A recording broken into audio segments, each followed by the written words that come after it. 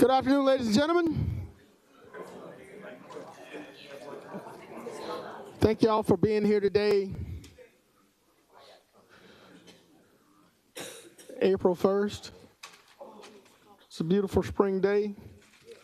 Madam Clerk, I believe we have a quorum here. I call this meeting to order.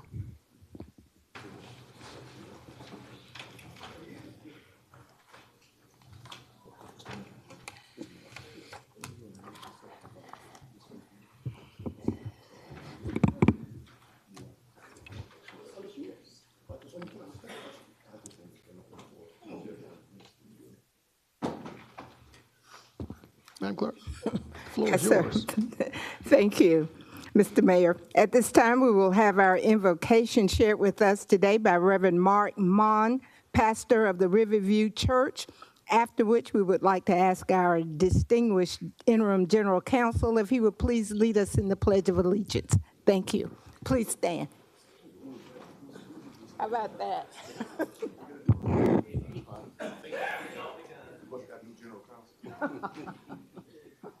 So I get to face you guys, huh? All right.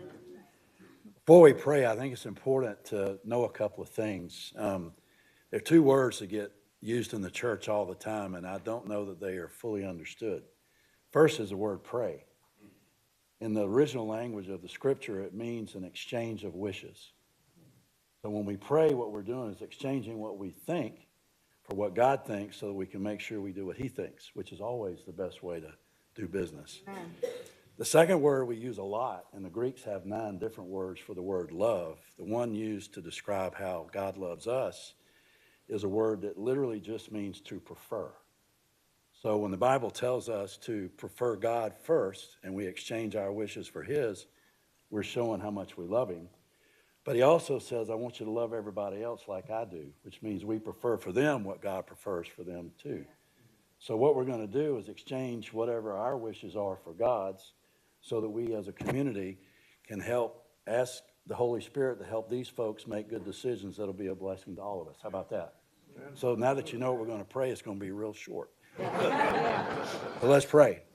Father in heaven, we're always grateful to be gathered in your name, grateful to be part of your eternal family for those that you have made the way for us to come in by faith. And we ask that you would fill those that you have placed in these positions of leadership and governance with your Holy Spirit, so that indeed they may exchange their wishes for yours, administer them in love as they seek to prefer you over all others, and also to prefer those that they have been elected to serve. So we love you and we thank you for this day and this time together. In Jesus' name, amen. Amen. I pledge allegiance to the flag of the United States of America and to the republic for which it stands, one nation, under God, indivisible, with liberty and justice for all. Jim, you said that's Tim's son or Dad?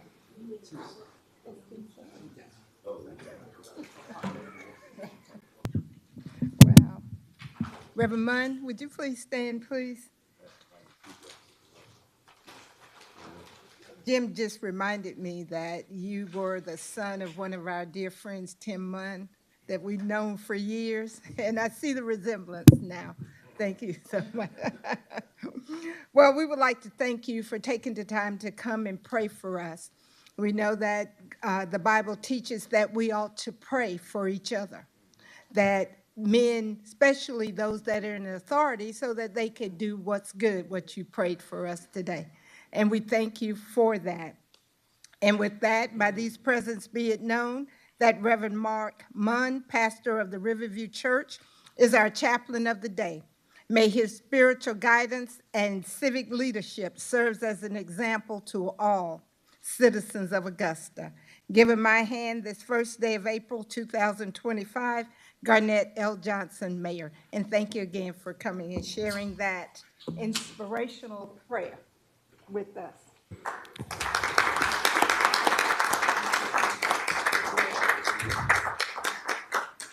Reverend Mon, thank you so much, sir, for the kind words in the prayer. It's greatly appreciated and greatly needed. You really need me to be chaplain, or y'all will be able to? I think we'll be just fine. Thank you so much. Madam Clerk, before we move forward, I'm going to grant a point-of-person privilege to Commissioner Mason from the 5th regarding a great event we had from the 4th, I'm sorry. A great event we had this past weekend. Commissioner Mason, the floor is yours, sir. Thank you, Mr. Mayor. I just wanted to make sure that we recognize those, our staff and our community partners that were a part of our Caring for Others that happened out at Diamond Lakes this weekend, where we had multiple dozens of 18-wheelers that brought in all kinds of goods. We gave away mattresses, Jordans, yes, actual Jordans, jackets and dresses and so forth. So I especially want to thank our Parks and Recreation Director, Ms. Tamika Williams, and her staff and the coordination that was going on there. It was a massive effort. I mean, a massive effort. I don't know, we had cars lined up, for those who know where Diamond Lakes is, from inside Diamond Lakes all the way back to the Walmart on Windsor Spring. Wow. Yeah, and it stayed that way, even though they were moving through. It stayed that way for hours on end. And we were supposed to end at 3, but I think it was maybe 4 or 5. After 5 by the time that we ended. So we made sure that everybody was served. And so with that being said, this Caring for Others organization are the same ones that do different things when it came to our Hurricane Helene. And if you can show that your community is in need, then they will help facilitate. So thank you to Caring for Others. They're not here, but I'm sure. But I want a special thank you to our Parks and Recreation Director, Ms. Tamika Williams. Thank you so much, Mr. Mayor. Thank you, Commissioner Mason.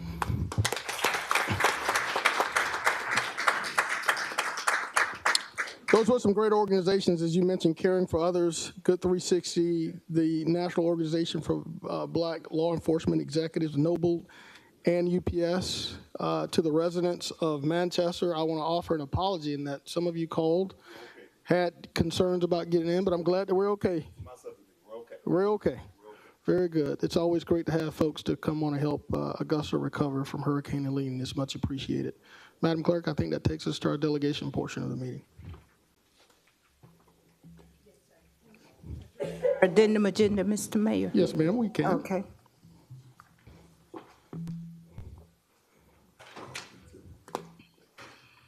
All right. You want to read them in for the record, please, Madam Clerk? Yes, under our delegation portion, Ms. Danita Legos of the University of Georgia Agriculture, Richmond County 4-H agent presentation regarding youth programming. Under our public services portion of the agenda is to approve a sole source of a conveyor system in the amount of $135,740, which was approved by the Augusta Aviation Commission on February 27, 2025, and our Public Services Committee on March 25th, 2025. Item number 3 is a motion to approve funding not to exceed $381,000 for the Senior Nutrition Program until June 30th, 2025, requested by the Administrator. Thank you, Madam Clerk. Colleagues, is there any objection to adding these 3 items to our daily, our today's agenda? Madam Clerk, seeing none noted, these 3 items are added without objection. Thank you, Mr. Mayor. We will call your attention to our delegation portion of the agenda. Ms. Kathy Randolph and Mr. Kerry Bridges regarding energy efficiency big check presentation relative to the partnership with Georgia Power and Train. I guess you're coming down. Well, good afternoon. I'm Kerry Bridges. I'm the East Region Executive for Georgia Power. Mr. Mayor, Commissioners, thank you so much for having us here today and the opportunity just to recognize the completion of several energy efficiency upgrades that you all have undertaken with the Train Company to move further down the path to sustainability. You know, Georgia Power team for providing clean, safe, reliable, and affordable energy for our 2.8 million customers across the state, and also our 180,000 customers that live right here in the greater Augusta area. You also know that when the weather's at its worst, we're often at our best, and we had the opportunity to demonstrate that during Hurricane Helene, the most destructive storm in Georgia Power's 140-year history. We replaced 12,000 broken power poles across the state of Georgia. The largest storm prior to that was Hurricane Michael, was 2,000 broken poles, so this was 6 times larger in that sense. Half of those poles, 6,000 of those poles, were right here in East Region. in Georgia Power's East Region, 11 counties that surround this area. We brought in 20,000 electric line workers to respond to the storm. We set up 34 staging sites. And I just want to say that we could not have done that without the partnership with everybody at this table. Thank you so much for your trust, and thank you for your partnership. We couldn't have done it without you. So another thing that you may not know about Georgia Power Company is that we offer both residential and commercial energy efficiency programs that may result in rebates for our customers. And this is not an April 1st joke. When our customers install high-efficiency equipment in their buildings, they use less energy. At the end of the day, it can result in lowered power bills. It can result in positive environmental impact and also increased sustainability. As you know, energy efficiency upgrades are smart investments that can lead to long-term savings. Our commercial energy efficiency program offers rebates to help offset the cost of high-efficiency equipment installing in existing buildings, new buildings, and construction, major renovation projects. Last year alone, Georgia Power paid our customers over $20 million in energy efficiency rebates across the state of Georgia and saved more than 300 million kilowatt hours across the state.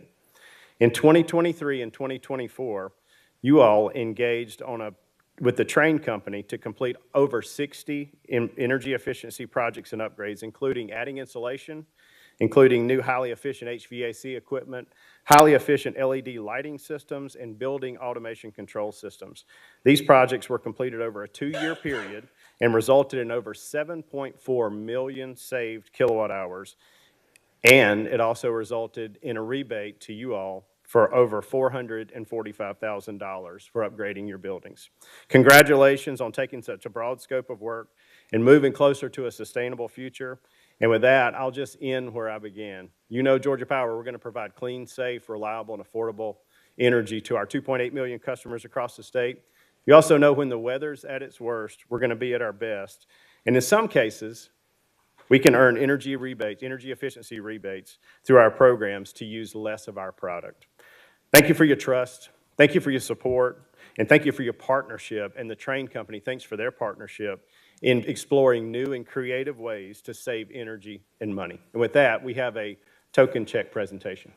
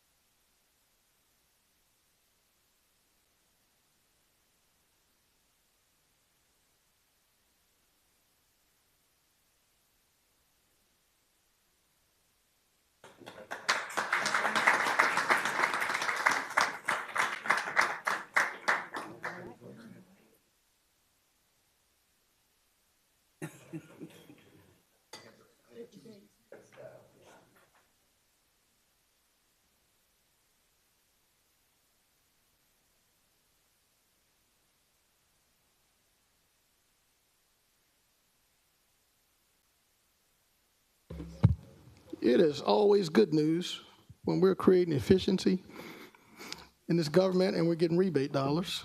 So, ladies and gentlemen, another round of applause, please. Thank you.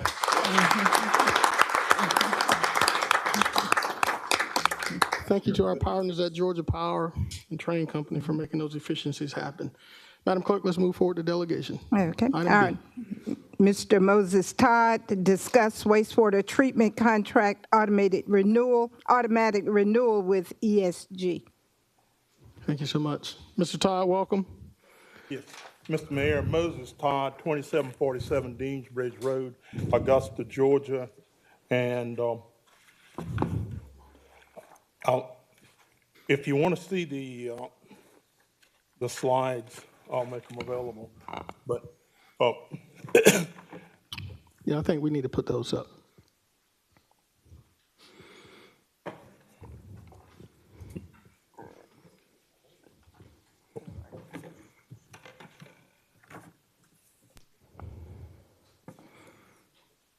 All right, can you do a focus just a little bit? It looks a little hazy.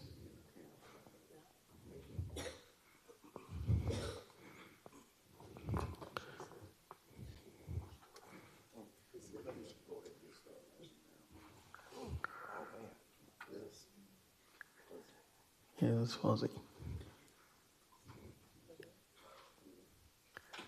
All right. Mr. Todd. Yes. Mr. Mayor, there's a lot of places I'd rather be than here today. I suffer from severe neuropathy, diabetic neuropathy, and whole body NIs, so I'll do my best to follow my statement. Mr. Mayor and Commissioners, I Love Augusta believes Augusta, excuse me, let me back up. Mr. Mayor, I Love Augusta believes that a informed commission make better decisions. Approximately a week and a half ago, I Love Augusta forwarded to the mayor, commission, and administrator the YouTube video of the James B. Messi water treatment plant. So when commission see the pictures and inspection documents from EPA, you would have a better understanding what you are looking at on the slides. I Love Augusta also sent out on last Thursday inspection documents and the Municipal Association advisory on Georgia code dealing with restrictions on contracts and what make them unlawful. Bullet point 1 on Georgia code deal with restrictions of contract.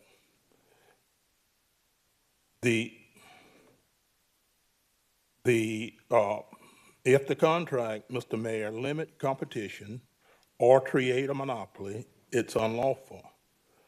I Love Augusta's interests in this matter are the same as the commission.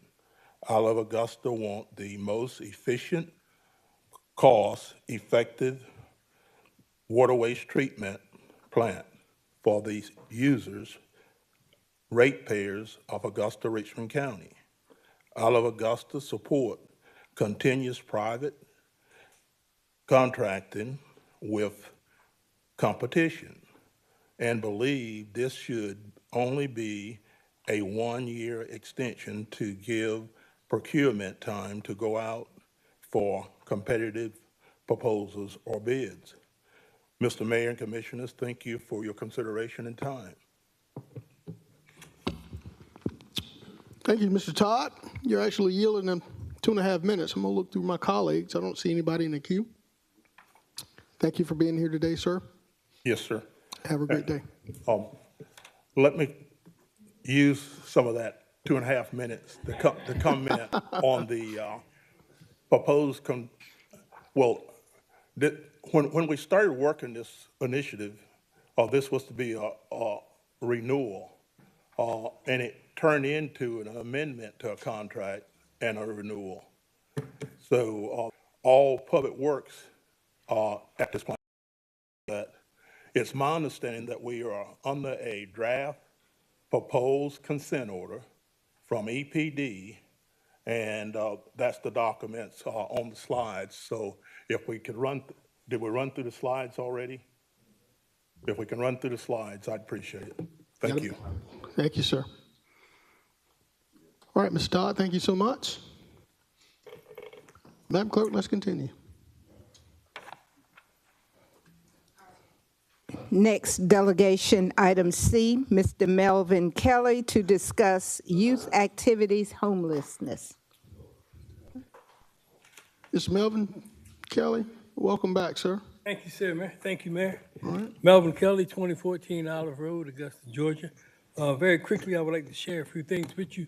I want to go over something I showed you earlier. Can we get this camera so they can see it? the commissioners who were not elected get a chance to see this. Is this it right here? Ms. Tasha, is this it? We're working with you, Mr. Kelly. Stop the We're clock. working with you. Stop the clock. Yeah, we I'm got gonna need you. every minute. Stop the clock. We got you. Oh, yeah. I ain't sick. I'm not sick today. That's right. Let's see if we can get through this again, once again. Now, I'm going to talk about two things. I'm going to review this proposed project. You got to show the whole thing. Can you show the whole thing? Which is a proposed planetarium and museum for the youth in the city of Augusta, Georgia, which coincides with what they're learning today in science, technology, engineering, and math. Thermodynamics, quantum mechanics, algebra, geometry, trigonometry, exoplanets, and all that kind of stuff. I'm sharing this with you again because I believe the city needs to bring something here for them. You know, like I said earlier, it should be more to the children than baseball, football, and basketball. You need to bring something that's up to date, you know, and what's going on today. You know, so that's that. You want me to leave it there, or you want to leave it there? Let them look at it for a while. Okay. Now I'm going to switch to the second thing I wanted to talk to you about, which is homelessness. Okay, back in the year 2000, I believe it was 10 or 2012, I recommended and brought before the council that they turn 401, which you just tore down, into a homeless shelter, mental institution, learning facility, and a lot of different things. And I believe Commissioner Todd, if he could remember that, he suggested build an overpass to go over to it. Okay, no, the city tore it down. You tore it down. I believe simply because it had leaks in the roof. You know, if I tore my house down because it had a leak in the roof, guess what? But yeah, so what I'm suggesting to you is to take another look at the homeless situation in Augusta. The homelessness and mental illness. You have a lot of people out there that's homeless and a whole lot of people that got mental illness on the streets. And they need help.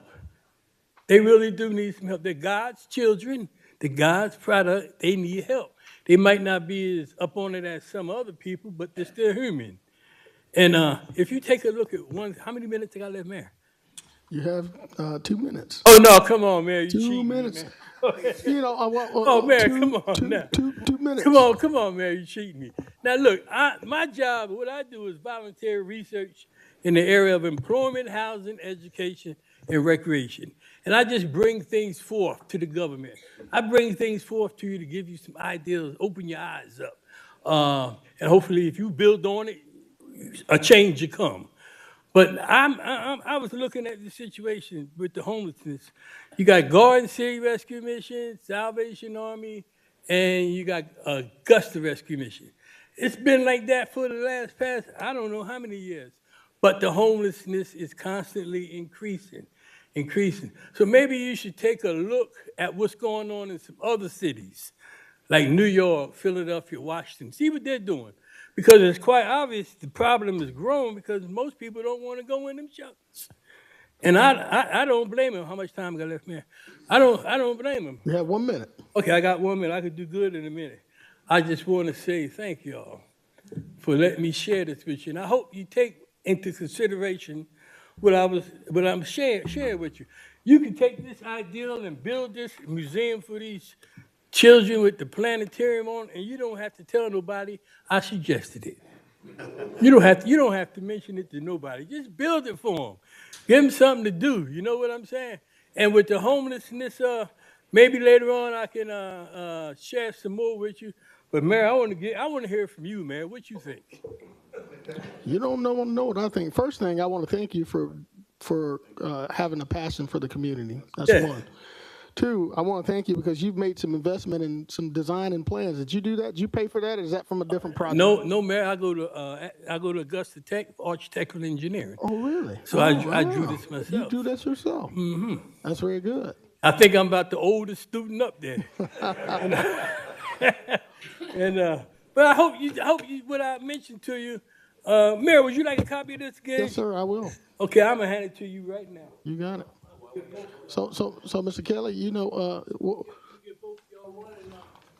with, with, with the design comes funding. Are you willing to fund this this endeavor for us? Pardon? The design comes funding. Are you willing to fund this? If you help me put together a team of people, I sure will. I help you fund it. Okay. I help you raise some money for it. Because I don't know if the city's broke, but let me share this with you, Mr. Mayor. Your project will not be finished, that new James Brown Arena, until 2027. I've been reading it in the newspaper. To build something like that, it's only going to take a couple months, maybe 6, 7 months to build it, and you can get the kids out there, and they can go on school trips, and they can have quite a few things different to do. And just think about that. Thank you so much, sir. All right, you Thank have you a for good being day, here, sir. Mr. Kelly. Huh? Always a pleasure to see you. Good to see you too, Thank man. you, sir. Wait a minute, don't go anywhere. I got Commissioner Wayne Guilfoyle. He wants to chime in. Commissioner, Mayor Pro Tempore, you have the Mr. floor, Kelly, sir. I've always enjoyed when you come before this body, Thank and you, you always Commissioner. bring excitement and laughter and joy. Yes, sir. Thank you.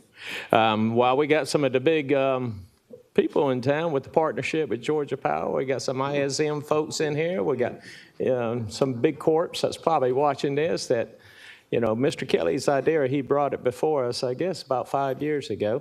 Oh, that with the planetarium? Yeah. No, that was just about 6 months ago. Okay. You had brought something before when I was on the floor before. Yes, sir. But it'd be nice if we have some of our big partners kind of look into it and see Okay, if they want to sponsor. well, Commissioner Guilfoyle, my job is, by the grace of God, is just to come up with the idea. I think you're going to have to find somebody else really to team up with them, because I go to school and I got my own little business I'm Mr. starting. Kelly, Yes, sir. I'm planting the seeds as I'm talking. Oh, While okay. people are listening in this Yeah, church. well, I can share it with them, and you can get some people to work with them. I'm pretty sure I could recommend some good people. But right now, I'm glad they're listening. Yes. If somebody give me an email address out the crowd, I'll email them about it. That's. But I look forward to seeing you on the next time you come before. Thank you very much, Commissioner. Thank you. God bless you. Mr. Kelly, we miss you, sir. Thank you for being here. Thank you for everything you do for the community, okay? I mean that. Thank you, sir.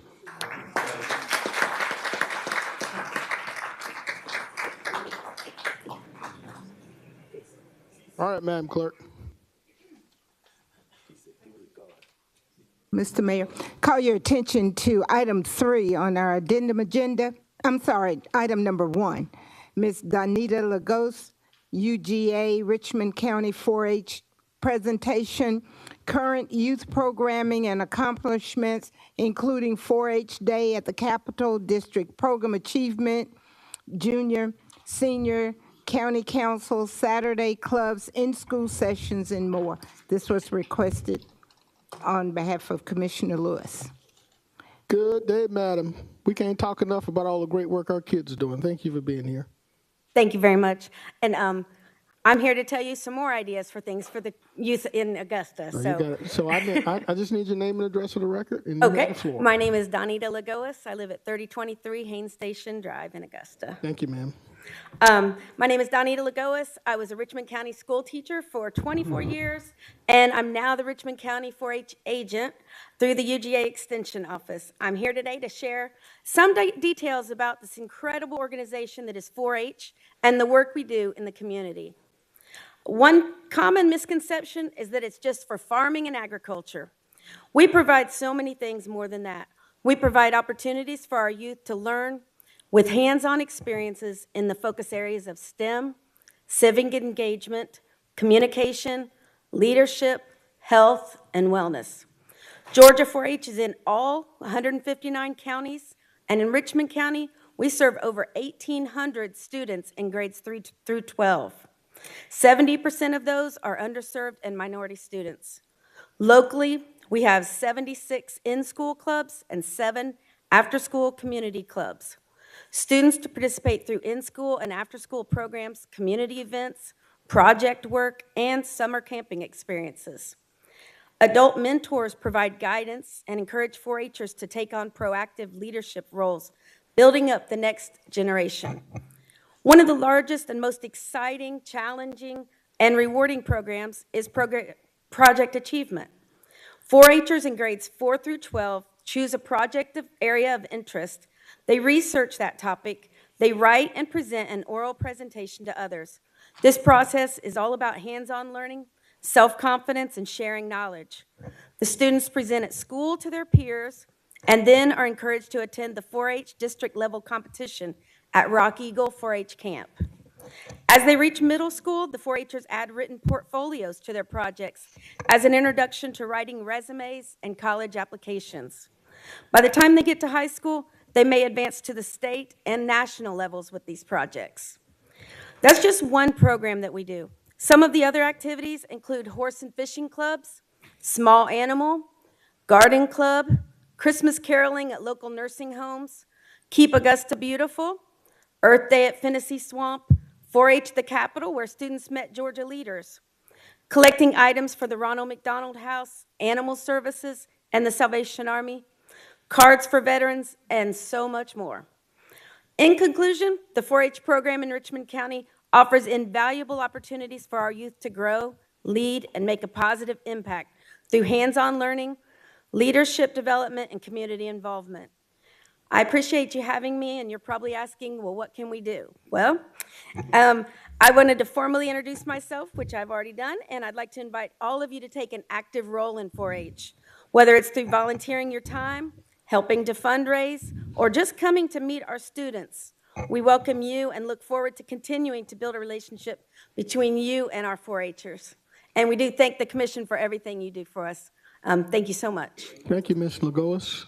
And if you have any questions or anything, I'm here. So. We have a colleague in the queue. So Chair recognizes Commissioner Don Clark from the 5th. Hey, Ms. Lagoas, I appreciate you. I'm right here. Sorry. Yeah. I appreciate you bringing this. My kids were recipients of the 4-H clubs. They went to the camps. We had a great time, just really learning about all the great programs that you all offer. So Awesome. Please count me in as being someone to help and support.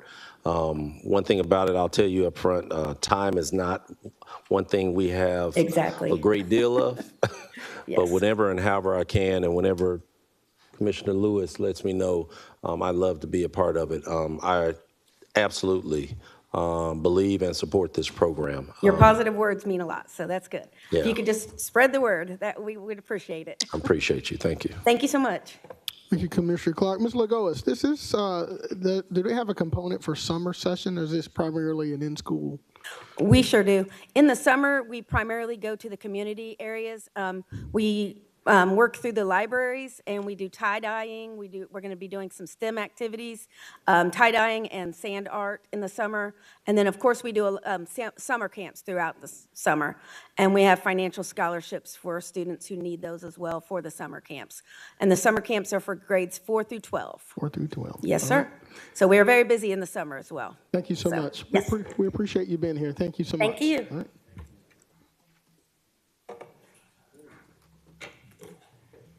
That concludes our delegation portion of the agenda. Call your attention to our consent agenda, which consists of items 1 through 24. Items 1 through 24.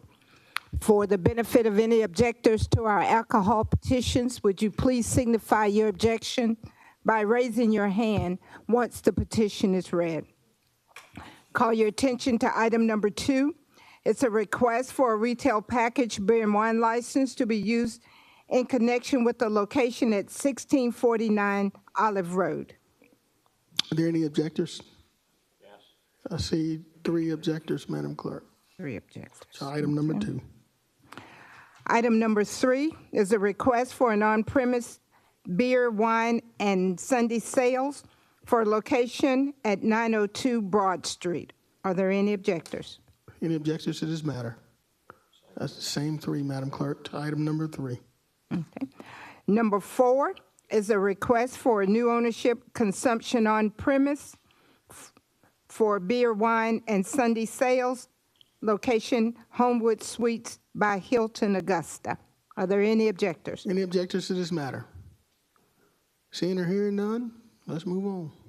Item number 5 is a request for an on-premise beer and wine with Sunday sales, doing business as Telus Coffee Bar, located at 1902 Walton Way. Are there any objectors? Any objections to this matter? I see 3. 3? Okay. Item number 6 is a request for existing location, adding retail package for wine for location. We don't have it listed. Do we have that one, Ms.? Director Delaney or? You have the Yes, ma'am, location. please. She's coming.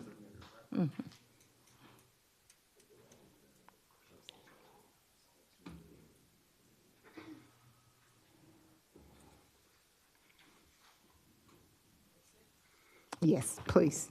All right, so number 6 is LB.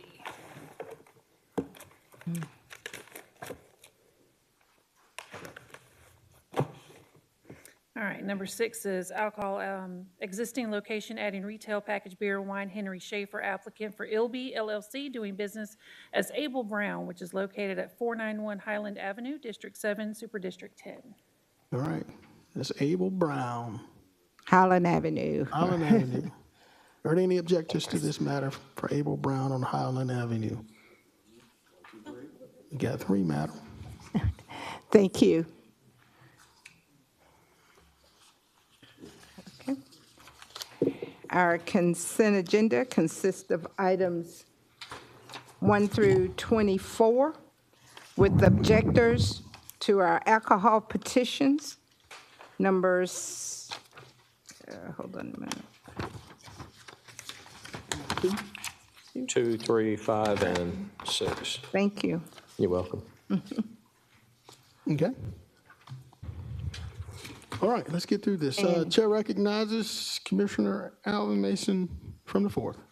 Thank you, Mr. Mayor. If it's no objection from my colleagues, I don't see any reason why we can't add the appointments 27 to the consent agenda. All right. And 27, is there any objection to that? 23. Excuse me? 23. No, that's 23 already is on already consent. I'm talking 27. It is. Okay, thank you. Okay. It's number 27, Madam Clerk. All right, thank you, Commissioner Mason. Chair recognizes Mayor Pro Tempore Wayne Guilfoyle. Thank you, Mr. Mayor. I'd like to consent underneath the addendum agenda, under public service, agenda item number 2, agenda item number 3. All right. On the addendum item, that's item number 2 or 3. Any objection to that? Hearing or seeing none. Madam Clerk, let's add those to the consent agenda. All right, Commissioner Brandon Garrett. I'd like to add item number 26 to consent. And also make a motion to approve the consent agenda as stated. I have questions on 26, All right, Madam Clerk. and I'd like to pull item 11. All right, there's a question on 26, Madam Clerk. Remove that one. And there's a question on item number 11. 11. Okay.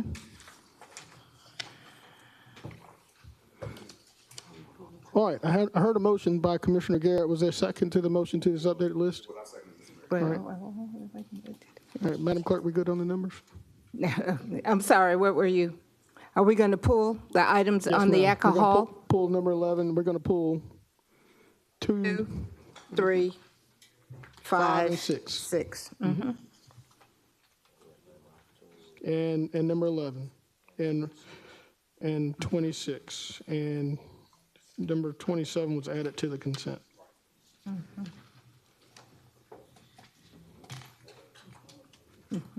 Okay. Colleagues, we're going to see it on the screen here in just a second. We're going to vote as soon as it's on the screen. Okay, before we vote. Yes, ma'am. Before we vote?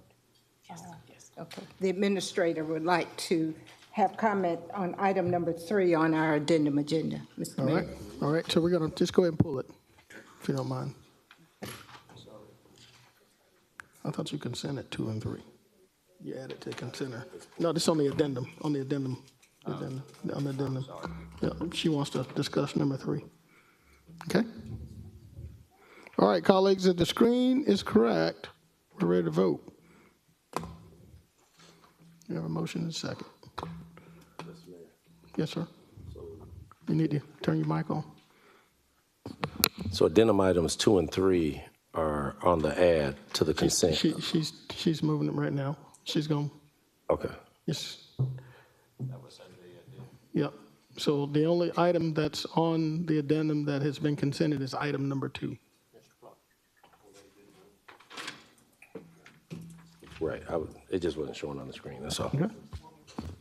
All right. Who Everybody made the good? motion? Mr. Mayor, can you give me Pardon me? the motion?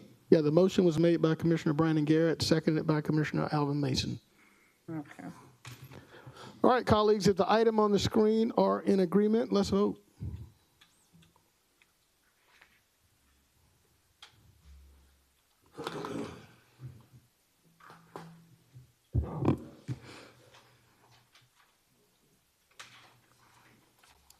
It's unanimous. All right, going top to bottom. Let's start with these public services. Public services. Item number 2, a request for a retail package beer and wine license to be used in connection with 1649 Olive Road. Hello, madam. The floor is yours. Number 2 is a motion to approve with 3 objectors. I didn't know if we wanted to go with the objectors to find out what they're objecting for existing location. It's a new ownership, retail package beer and wine for Inaya Inmula, applicant for Shopper Stop, 1649 Olive Road in District 1, Super District 9. All right, sir. Let's go ahead and get your name and address of the record, and we'll let you guys come up.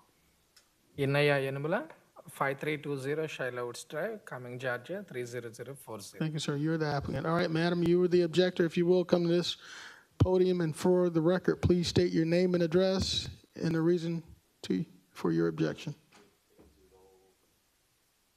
Good afternoon, Commissioners, Mayor. My name is Arvella Robinson, 3315 Ottawa Drive, Augusta. My opposed objection here, the existing, how many times has that existing ownership have been changed from one to another? How long have that ownership, I know it's a new existing, but how long, how many times this location here has been changed from one ownership to another? Because I know they have so many years for non-taxable. After that year comes up, they change it to another person. And my concern is, how many times has this location existing here has been changed over numerous of times? Thank you, ma'am. I don't have that exact number offhand, but I know that I grew up in the city of Augusta, and that location has been there for a very long time. As far as the exact number of how long it's been transferred over or new existing, I can find that out for the commission, but at the moment, not knowing that this was coming up, I don't have that answer for us right now. Okay. It's been there a long time, and it's been existing different every 7 years. It changed over to another family member to get that tax break. Ma'am, that's something we can't, that's outside of what we're here to discuss. Okay, then, Mr. Mayor and Commissioner, we do oppose this existing location. Thank you, ma'am. Because we're still, I Yes, ma'am. actually telling you, that we're still looking for a grocery store down here. We want something that everyone can have a piece of it. Thank you, ma'am. Your opposition is noted. All right, Chair recognizes Commissioner Brandon Garrett from the 8th. Motion to approve. There's a motion. Is there a second? Second. There's a second by Commissioner Scott. Madam Clerk, seeing no colleagues in the queue. I'm sorry, Commissioner Rice. Madam Clerk, seeing no colleagues in the queue, we're voting.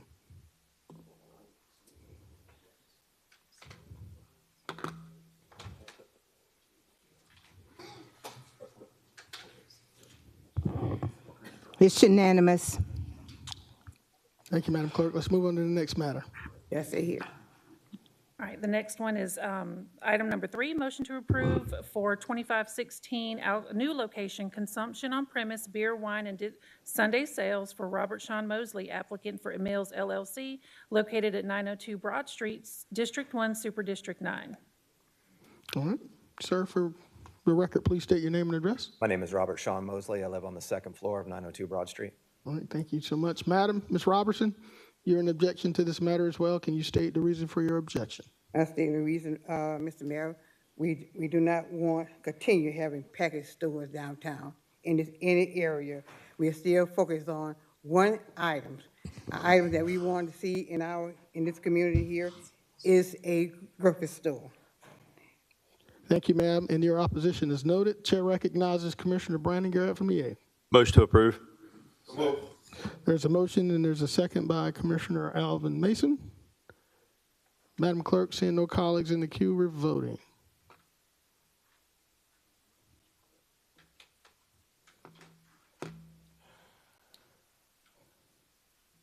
It's unanimous. Thank you, Madam Clerk. Takes us to item number 5.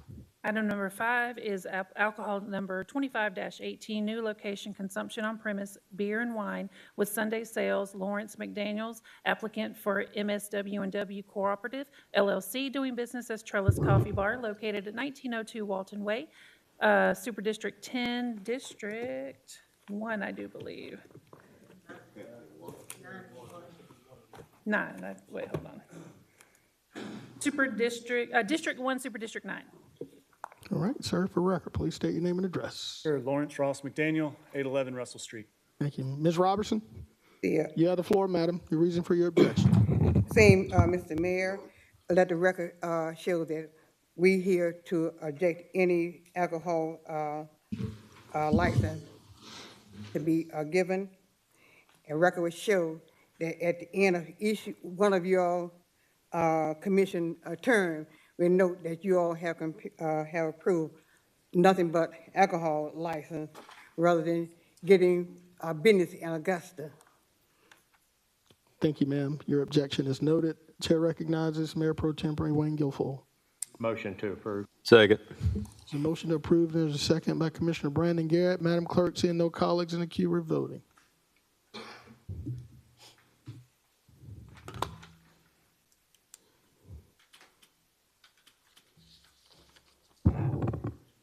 Unanimous. All right, Madam Clerk, let's go to number 6.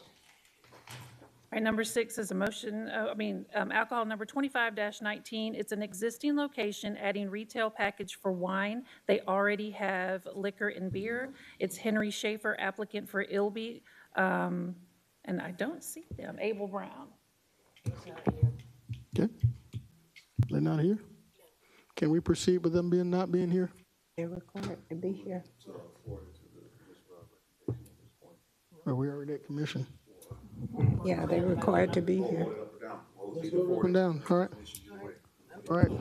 Madam, let's hear the reason for your objection, Ms. Robertson. Madam, Mr. Chair, we still stand here voting these license for our community. All these license, I hope they are given, you have granted them license, that they would take out some their time to give back to our community. At our schools, our Boys and Girls Clubs, homeless shelters, that they will be able to do something for the community besides giving them alcohol in our community. Ms. Robertson, your objection is noted. I can say I know Abel Brown, they're a great organization that does a lot of good for our community, feeding folks during the holidays, so I will say that, and they are a great representative of the community. But I certainly acknowledge your objection. Chair recognizes Mayor Pro Tempore Wayne Guilfoyle from the 10th. Mr. Mayor, I'd like the motion to approve. Second. All right, there's a motion by Mayor Pro Tempore Guilfoyle, second by Commissioner Rice. Commissioner Jordan Johnson from the first. Thank you, Mr. Mayor. I feel compelled just to help my soror and understand somewhat of what's going on here. This can be somewhat confusing when you look at the agenda and see all these alcohol licenses going from one hand to another and things of that nature. Where you are referencing liquor stores popping up in communities, I couldn't agree with you anymore. There are far too many liquor stores in the community, and we've actually talked to the department about making sure that we pass some type of ordinance to address excess liquor stores in our community.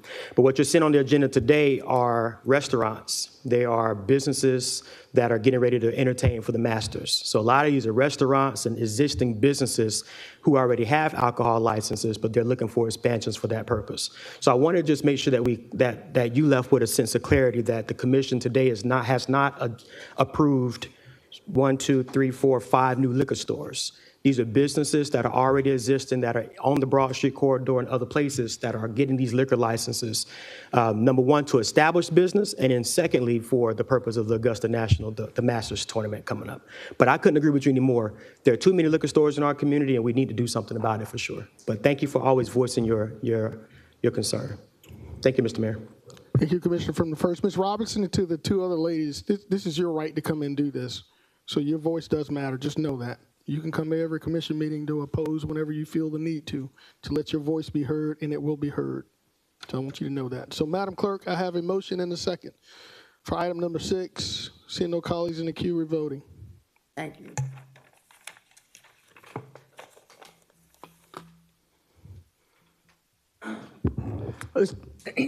Excuse me. It's unanimous. Thank you. Thank you, ma'am. Ms. Robinson, again, thank you for being here. Thank you for your passion for this topic, and you keep it up. Thank you. Yes, ma'am. You're welcome anytime. All right, Madam Clerk. I think that takes us to item number 11. Where we? Item number 11. It was pulled by Commissioner Jordan Johnson.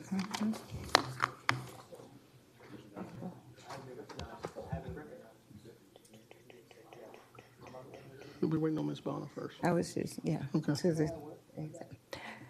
Item number 11, a motion to approve amendment to the contract with ESG Operations, Inc. for the operation of the water pollution control facilities and approve an additional 5-year extension of the contract. All right. Commissioner Johnson, I think you now have the floor, sir. Thank you, sir. I want to just pull the item to give the director an opportunity to speak to the item that was spoke on during the delegation. I think that it's important for transparency's sakes for the department to have an opportunity to respond, and perhaps that may lead to some other questions. But I wanted to hear from Director Bynum. Certainly. Thank you. Thank you, Commissioners. With respect to the presentation, there's a pending consent decree, which is pending. Hasn't been released to the public yet, and it's in a negotiation. As with any document like that, there's a negotiation that goes on back and forth between us and the state. We take issue with most of the items on that. It was mostly driven by a gentleman who handled our sewer overflow notifications, passed away unexpectedly 2 years ago, and we continued to send those notifications out. Unfortunately, the person for the state who worked there is no longer there, and so there was a question about whether or not they were receiving those. That's what drove that consent order. The information that y'all saw today about the condition of the plant was a routine inspection by the EPA, and all of the items on there, given except for the primary clarifiers, which we're aware of, those are issues that we're dealing with. They're relatively minor. Y'all have already approved repairs for the digester lid. We're just moving on that right now with the design and engineering to get that done. And we have a proposed capital item in the bond program to address many of the issues. So just putting that on the table, this is a continued operations contract for ESG to continue to operate the wastewater plant. They've done a tremendously good job. The plant's been in compliance, I think 59 of the last 60 months with all state and federal regulations. The only time we've had excursions outside of high rainflow events, which y'all know have caused localized flooding in the community, and those cause sewer overflows. The only time that it hasn't been that, they were industrial concerns. They were discharging at levels that we had to go talk with them and have some pretty serious conversations about what was going on in their operations. Brought them back into compliance because that's our goal. Keep everybody working, keep everybody in compliance, and move forward with the city. This is a further amendment through 2025.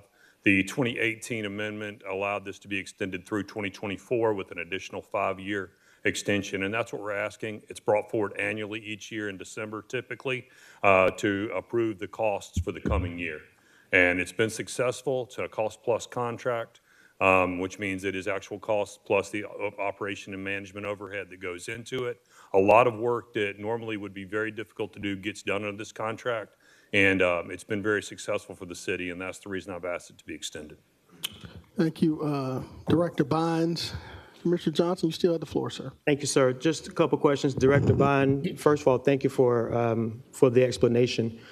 Do you have any concerns about, well, let me just back up and ask you, what is your plan to kind of get things back in motion? I think two of the biggest concerns that I have was that according to the order, 7 out of the 8 clarifiers that has the purpose of clearing solids from our water were broken. What does that mean for the community? Should we be concerned at any level about something like that? No, what you're actually seeing, the primary clarifiers are the things at the beginning. This is a wastewater plant, so this is not drinking water, just so everybody's clear. This is the wastewater plant. The solids that come in from that during high flows wash out the boards, the flights and chains that are on those. Those are like a giant bicycle chain that rotates and pulls solids off the top. Those are broken. We already have a plan to replace those. We're waiting on this contract to be amended to push that capital out the door, and they're going to handle that internally because it is an integral part of the plant's operations.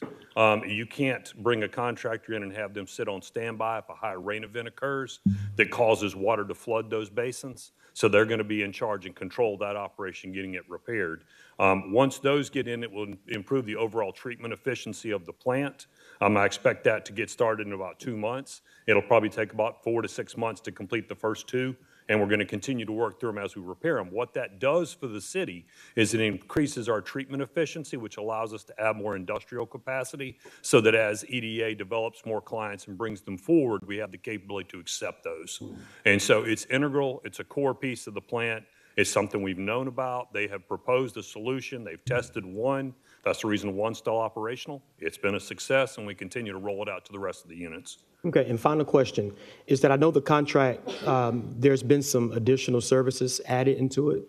Are we legally able to extend that contract with those new services added into it, or does it require a bid to go out? It's my understanding that those are mostly services that are provided, like it's supplemental staff to help us with our SLRAT, which is a sanitary sewer investigation tool that's acoustic.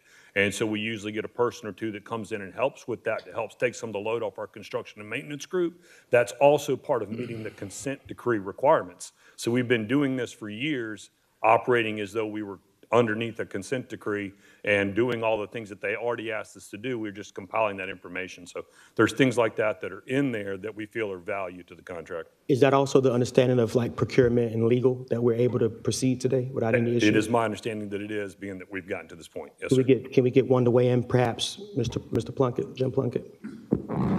We are fine to move forward. From a legal standpoint, we're good to move forward. Okay. Thank you. Thank you, Commissioner Johnson. Director Bonds, I just have one question. How many additional extensions are available in this contract? Is this the last 5-year extension, or is it able to be extended every 5 years? The way it's written right now, this is the last 5-year extension. This is the last 5-year extension. Thank you so much. Commissioner Brandon Garrett, sir, you have the floor.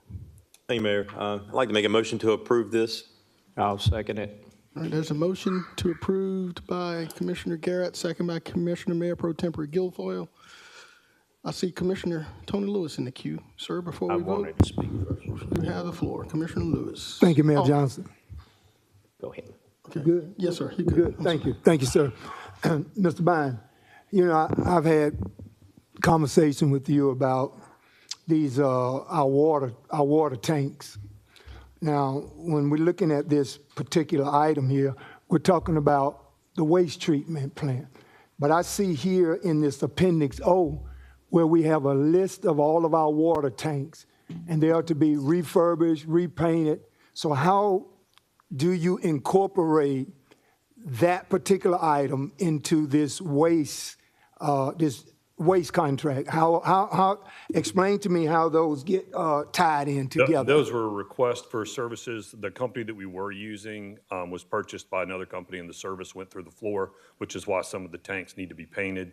And so they had another part of their business that did that, and we requested pricing to do that as part of one of the amendments. So is it fair to say that because this is a different scope of work, that any other company out there that perhaps could have provided this particular service had an opportunity to bid on this or put an RFQ on this, or you just automatically tied it into this extension of this contract with ESG? This one I included because the work needed to be done. It could be pulled off of this contract if it was the will of the commission. Because I don't want to affect the core services at the wastewater plant. If it was the will that we should take the tank painting and maintenance off of it and rebid it separately, I would have no issue with that. Well, you know, I'm concerned with getting these tanks done because you and I have had discussions about them. But I just want to make sure from a legal standpoint to include this item along with this contract, are we within the confines of being able to do that? Yes, sir. It's my understanding that we are. I wouldn't have included it if I thought it was illegal. But again, if it's the will that we say we don't like that, we could remove it. No, it's okay as long as it's legal. That's all I'm asking. Sir, I'm not a lawyer. And I'm an engineer. You've done your due diligence. You've done your due diligence with including that. That's what you're saying. Okay. Thank you, Mayor Johnson. Yes, sir, Commissioner Lewis. Thank you. Commissioner Francine Scott from the 9th. Thank you, Mayor Johnson. I would like the Attorney Plunkett to weigh in, and also Mr. White from procurement to make sure we're doing this above board. Thank you. Attorney Plunkett. Ms. Scott, I think it's fine to move forward with this in terms of the scope of services. It was, I don't see an objection to it. We've had an attorney review it in the past, and I think we're good to go. Okay, all right. Director, Interim Director, Darrell White. Members of the commission, Mr. Mayor, I concur with the attorney. Before we even got to this process, me and Director Bynes had a conversation. I was okay with what was being presented. Thank you. Commissioner Scott, you good with that answer? Director Bynes, understanding that this is a 5-year contract, what is the bid period, and when do we at least perhaps start? Because as I understand, it takes at least a year to bid. This would be about, in the 4th year, we'll need to put this out, so it would have to be about January of the 4th year. Whoever, if we said this contract's over and we're going to bid it and award it separately no matter what, there's a transition period with operating this plant. This plant is actually 3 plants that have been assembled over 50 years. We have a very large industrial component that you will not find in most other municipalities of this size. There's things like that we have to accommodate as part of the operation. So there would not only be the bidding process, the proper review and award, there will also be a transition period where whoever was moving into the contract would need to be cooperatively trained in the operation of this facility. You feel confident you can get that done within a year? I will do everything I can to do it within a year. All right. Commissioner Tony Lewis, you're back in the queue, sir. Thank you, Mayor Johnson. I appreciate you giving me another opportunity. Mr. Bynes, can you, just for the sake of explanation, and for those that may be listening and those out in the public, when you talk about this consent order, explain to us what the consent order is and what does it regulate? Okay, so this is when the state or federal regulators ChatGPT can answer for us. Please don't do that. Please don't use it. Go ahead. When the federal or state regulators would come in and say, we find something deficient in the way you're operating according to your operating permit, then they would issue, if they found that we were not following it appropriately, they would issue a consent order. Sometimes it's also done by the state and federal regulators to force you to do something. If you were to say, hey, I don't have funding focused on this, we don't have this issue here, but other municipalities might, then they would issue the consent order to force the municipality to take an action that otherwise it might not want to. And this is all about compliance with our wastewater permit. And in this particular case, we're meeting everything that's in there. And that's the reason why, as I said, it was issued as proposed, and I take issue with almost every item in it. And we've had preliminary conversations with them. Our initial application or return is due after the masters, and we will provide a full response at that time, and then we'll go into negotiations over what that means. So it's safe to say that once you give a response to this consent order has been in place since when now? It is not currently. We currently have no consent order. You have no consent No, order sir. now? Okay. Okay. Thank you, Mayor Johnson. Thank you, Commissioner. All right, we do have a motion in a second. We have a colleague in the queue, Commissioner Don Clark. Hey, how you doing, Director Bynes?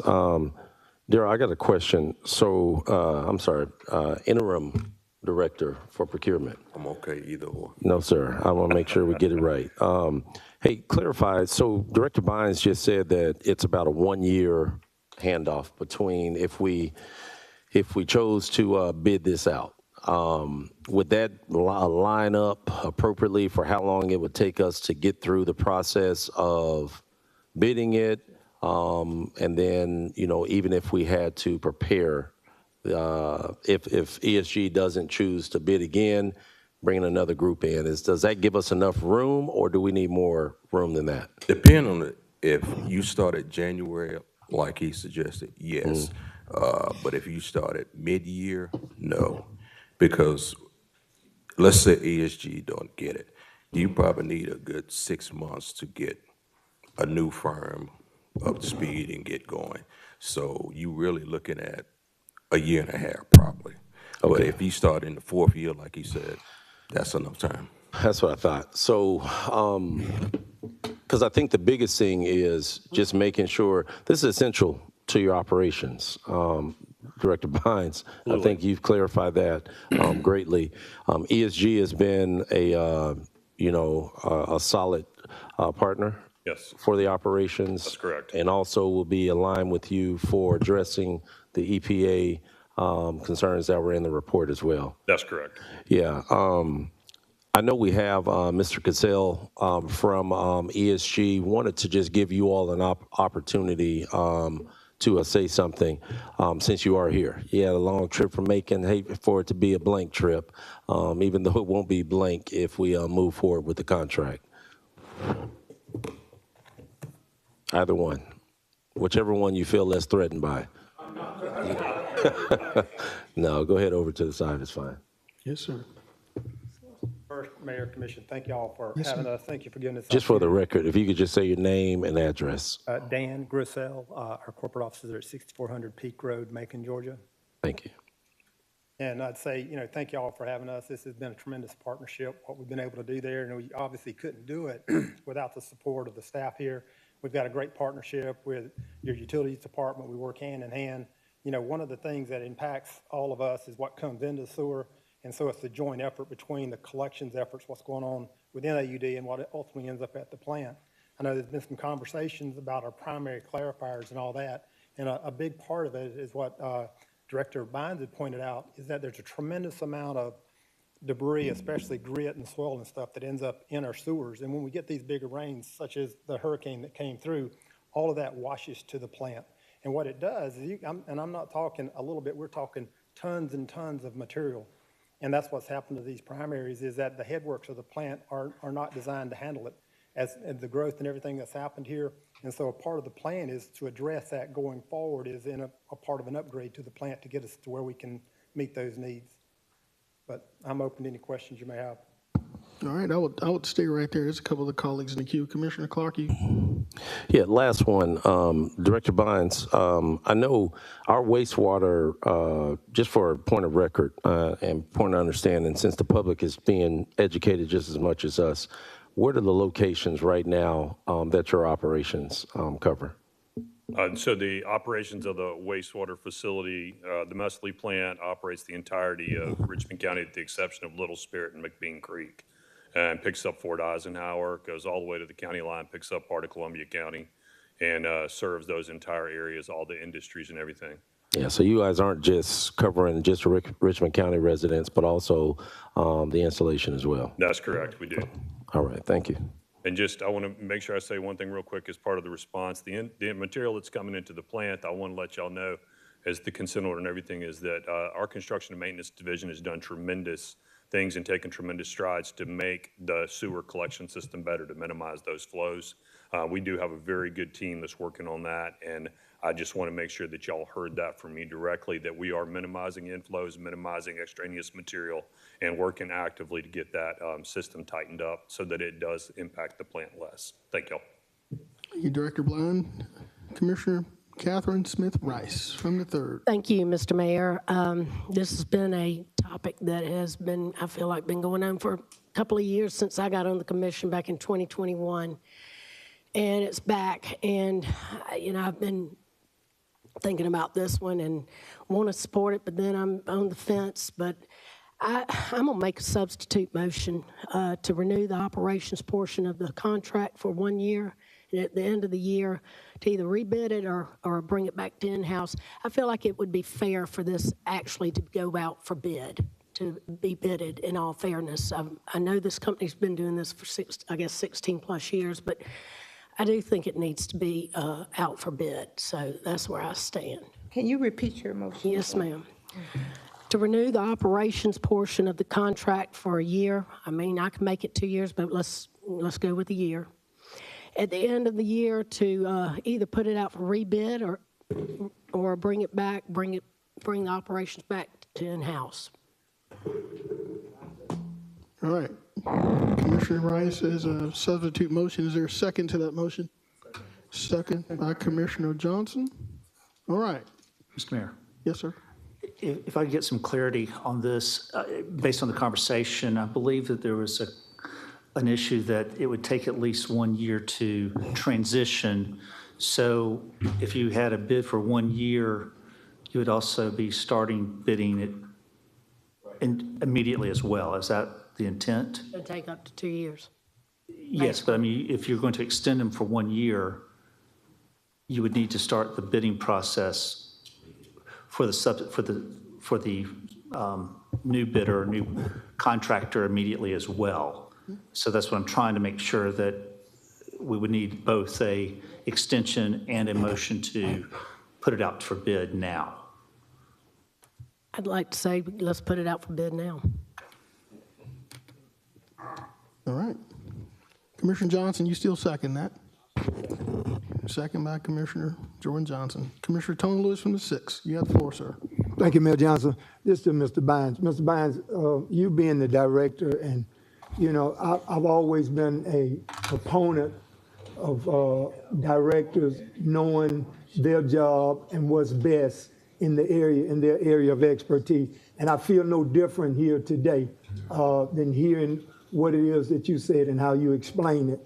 But I do have to take exception to when I hear something of this magnitude and I get wind of it from the media, from media outlets. And I think our communication ought to be just a little bit better when we have situations that are like this, and we're not in the dark about, when I say we, this governing body, we can make better informed decisions when we know about things such as this. You know, it was just alarming to me that I, you know, get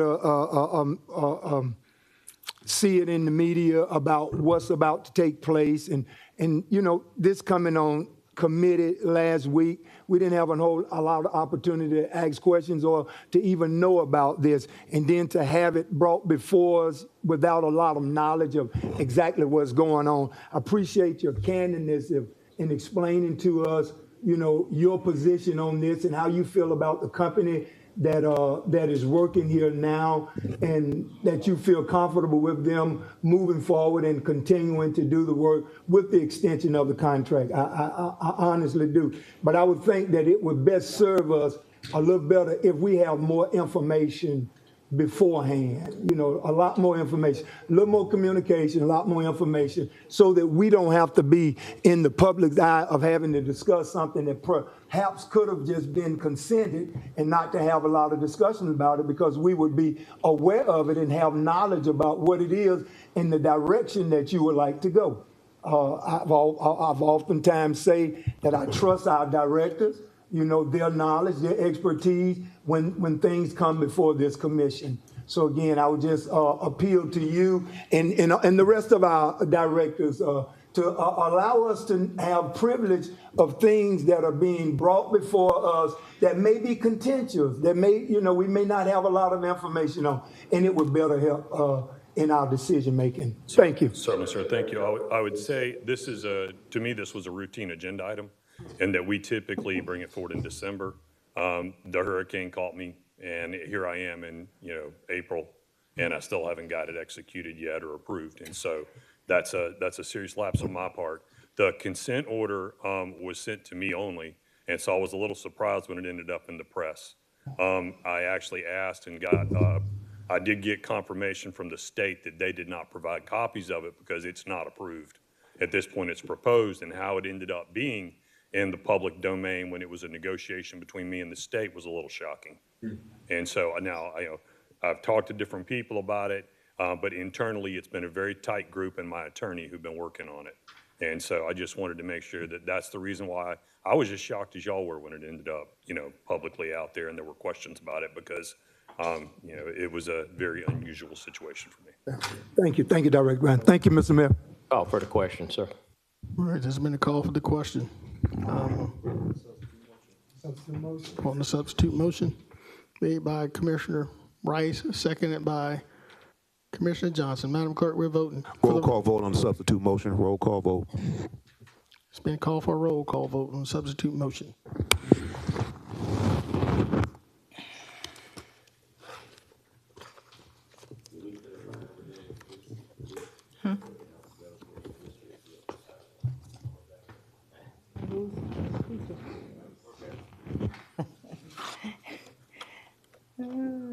Who took my sheets?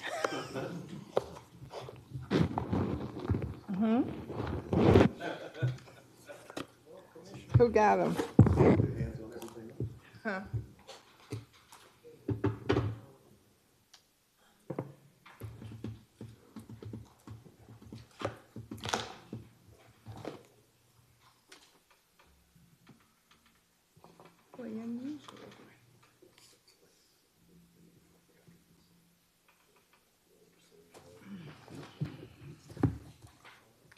Okay.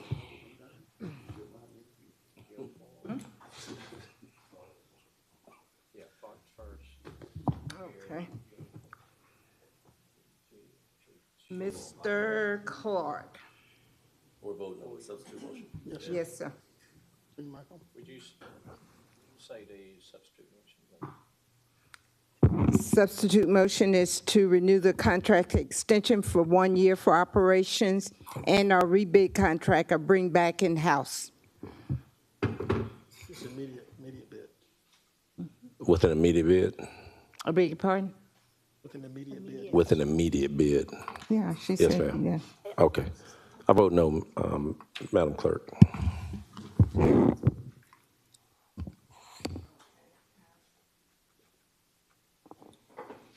Mr. Garrett. No, ma'am.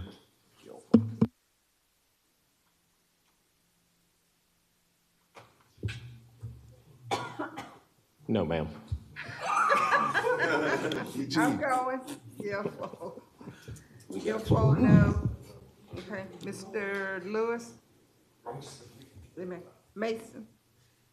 My alphabet's getting mixed up. Well, let's just do it. Well, L's before M, so you're right. Before him, I'll say, yes, ma'am. You're voting yes, Mr. Lewis? Yes, ma'am. Okay. Mr. Mason? No, ma'am.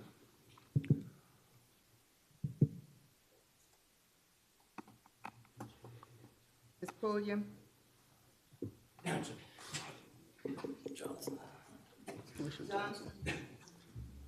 Yeah, yes, ma'am. Ms. Pulliam? No, ma'am.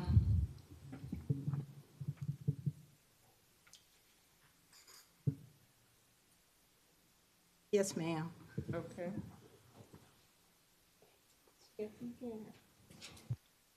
Linda?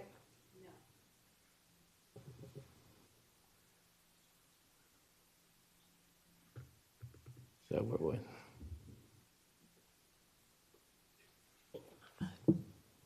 Mr. Mayor? No, ma'am.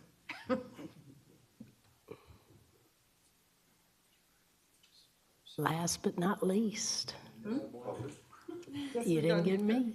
That motion. Ms. Rice? I'm sorry. Yes, ma'am. Yes. Yes, thank you.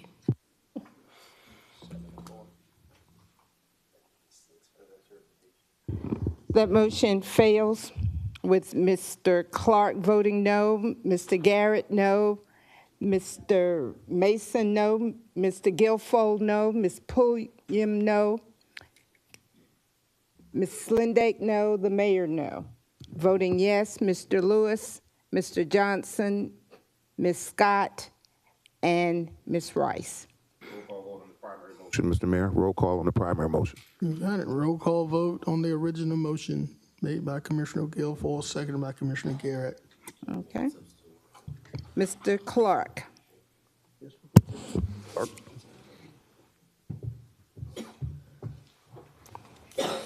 No, Madam Clerk. Mr. Garrett. Yes, ma'am.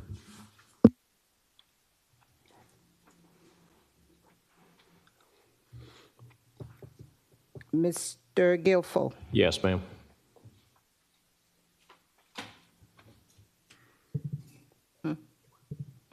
Okay. Mr. Johnson. No, ma'am.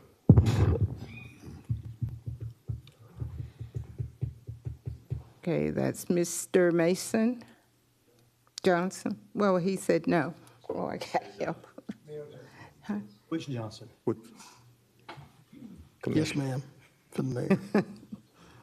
You said what? G come for J, so I guess Mr. Right. Yes. Yeah, okay. Yes, you're voting yes. Okay. Mr. Lewis, no, ma'am. Okay. Commissioner Mason, yes, ma'am. Okay.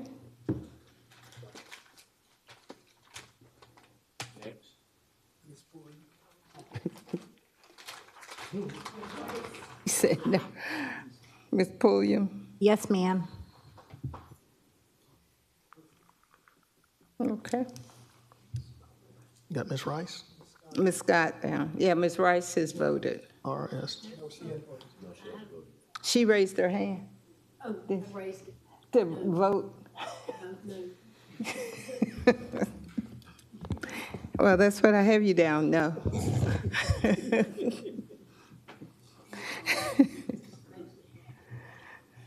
Ms. Scott? Okay. Ms. Slindeck? Yes. Hmm?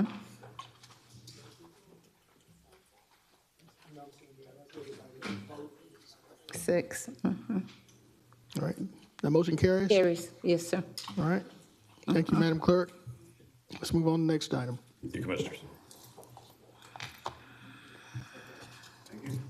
And it takes us to item number 25.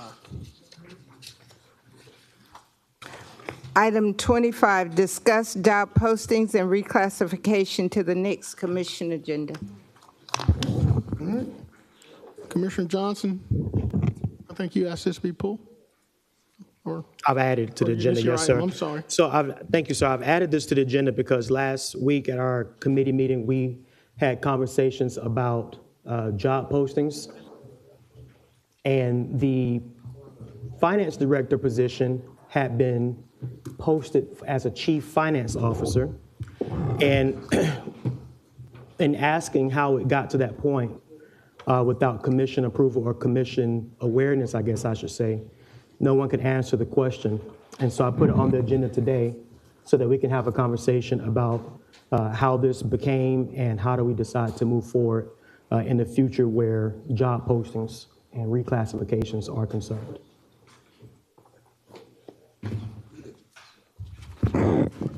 Thank you, Commissioner Johnson. Madam Administrator, you want to chime in on this? Yes, sir. Mr. Mayor, members of the governing body, prior to the chief financial, I guess the finance director position being changed to the chief financial officer, I actually sent an email on February 28th to the governing body regarding the respective postings that were going to be done. It was the Chief Information Officer, Central Service Director, as well as informing you that the Chief Financial Officer and Procurement Director will be advertised that following week. So I made sure that I informed the governing body that it would be those titled as such. Also, I had some conversation with the representatives from Human Resources regarding the way to make that title change. as I was informed by Ms. Dobbs in the HR department that previously job titles were approved, changes were approved by the governing body. However, there was a stipulation in the PPPM that allowed for the administrator to make such a change. So I changed it to Chief Financial Officer as I provided in the respective information to you guys regarding this change. One, not because I could, but because I wanted to go ahead and get this job posted, and I wanted to make it fit with what we have in our organization. When you have a $1.4 billion budget, it calls for a chief financial officer. This is something that has been discussed in the past. I did actually speak to Ms. Rookert about it, and she also made a comment that the company that's doing our compensation study, Siegel, has also recommended that that title be changed. So I didn't want to put it out there as a finance director when we know our governing body pretty much calls for a chief financial officer. I apologize if that was out of order. However, I think the chief financial officer title fits best, especially when we have a chief information officer. Sure, and I don't disagree. I think even in the past, we've had conversations up here before you became administrator that we wanted to eventually move to a chief financial officer. I've had conversations even with my colleagues about that we need to move in that direction. So my question really isn't about the need as so much as the how does it get here. I know that 3 p.m. says that the administrator can approve all reclassifications. But if I'm not mistaken, that only applies for the employee level. So if a director has an employee in he or she's office and they wanted to be reclassified, you could approve that. Mm-hmm. But I need clarification on whether or not the administrator, whether it's you or anyone else, have the ability to do it at the department director level without commission approval. Because on the 4th of February, if I'm not mistaken, sometime around February, we reclassified the EMA deputy to the EMA director. We did the same thing for the chief information officer. We did the same thing for a few other positions. And in this regard, it's more of a new position being created than a reclassification, because a chief finance officer is different than a finance director.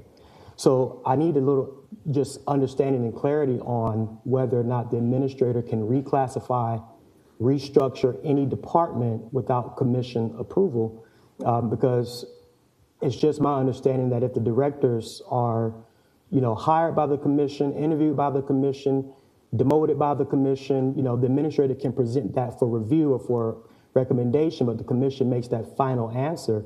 I would imagine that any title changes to those same directors that the commission hires will have to be a commission approval, just like in the past. And not only that, but do we open the box for this to happen in other departments? So just want to get a little clarity on that from whoever can give me clarity on that. I will provide you the clarity in regards to the PPPM section 500.201 dictates that the administrator's decision regarding reclassification shall be final. Now, I was also informed that in writing, and I presented that information to the governing body.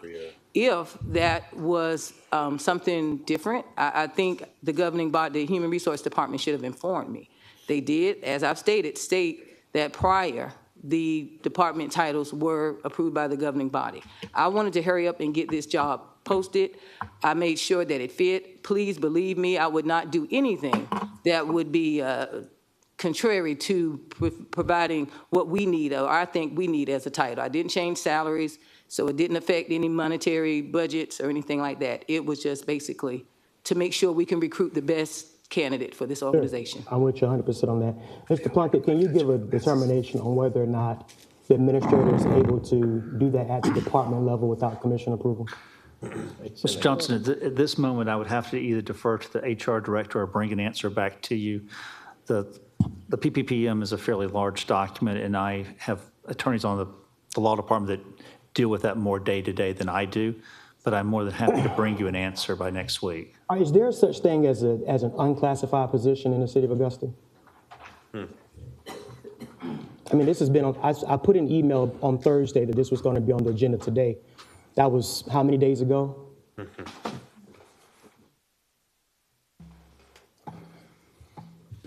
5 days? I don't know, sir. So basically, I see other commissioners in the queue, and I'll come back in. The point I'm making here is this. I'll pass the queue. I'll come back. I'll pass the queue. Thank you, Commissioner Johnson, who yields. Chair recognizes Mayor Pro Tempore Wayne Guilfoyle. Madam Administrator, thank you for clarifying that you did inform the body that it was shown in the PPPM, as well as checking with the HR director to make sure that you followed the rules and guidelines set forth. I know that when you was a IT director, your position was changed to CIO. I don't know if it was done by this commission body. And if it was, let me go ahead and put this to rest. I'll make a motion that we hire a CFO. And that way, this whole thing gets put to rest. That way, it takes action by this body, and we can move forward in getting a chief financial officer. And that should satisfy the commissioner from the first as well. So my motion is to hire. Wait a second. Hold on. Hold on a second. We're gonna get to it. Maybe you need to reclassify your motion.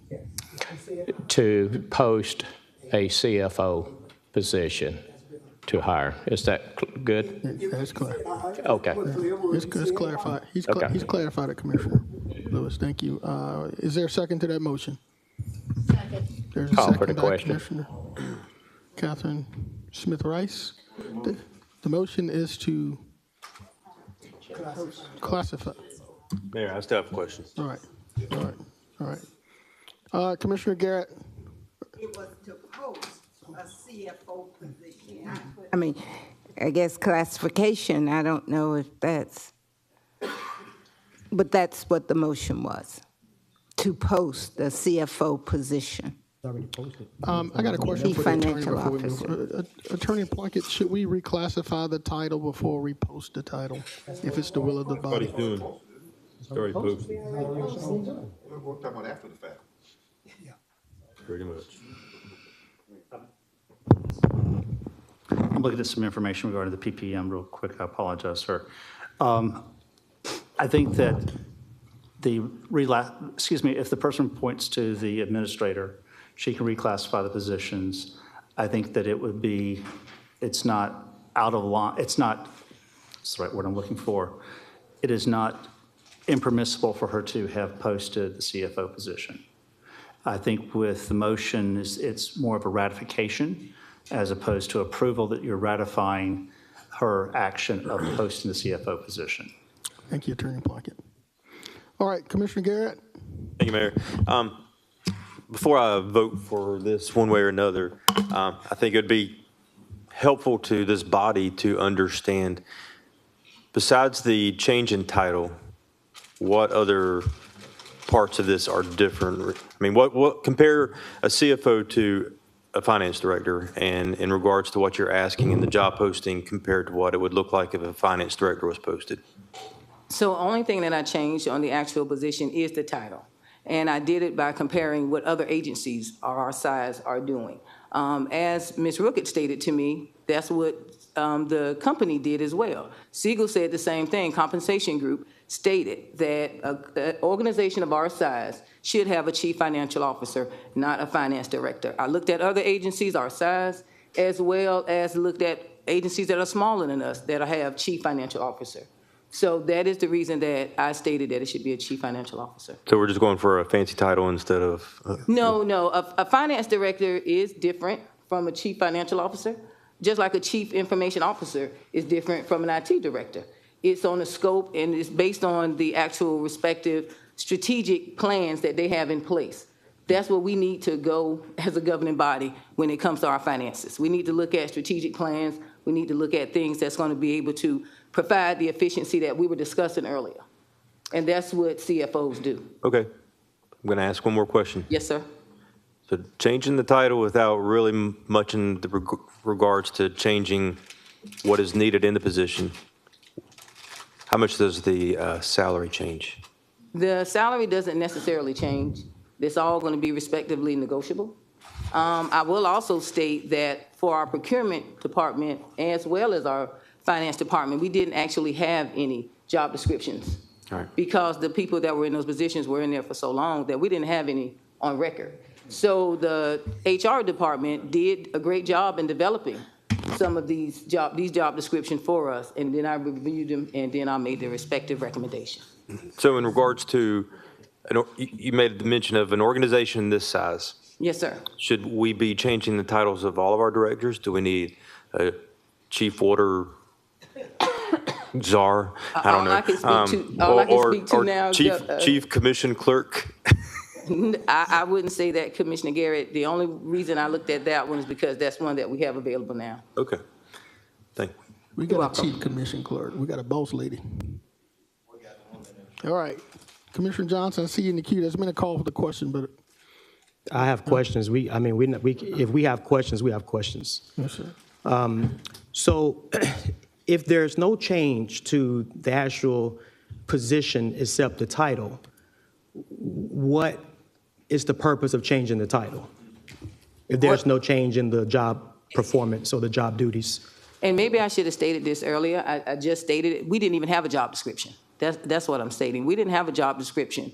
HR developed a job description as well as for the procurement director. And I reviewed those respective job descriptions, and then I respectively stated that it should be a chief financial officer based on those respective job duties. So is this a new job description from the finance director, or is this the same job description as the finance director? We didn't have one. So there was never a job description for the finance director at all? I couldn't say there was never one, and you can ask Ms. Rooker, she's here, to speak to the fact that we did not have one for our procurement director or for our finance director. So was this job description, because when we said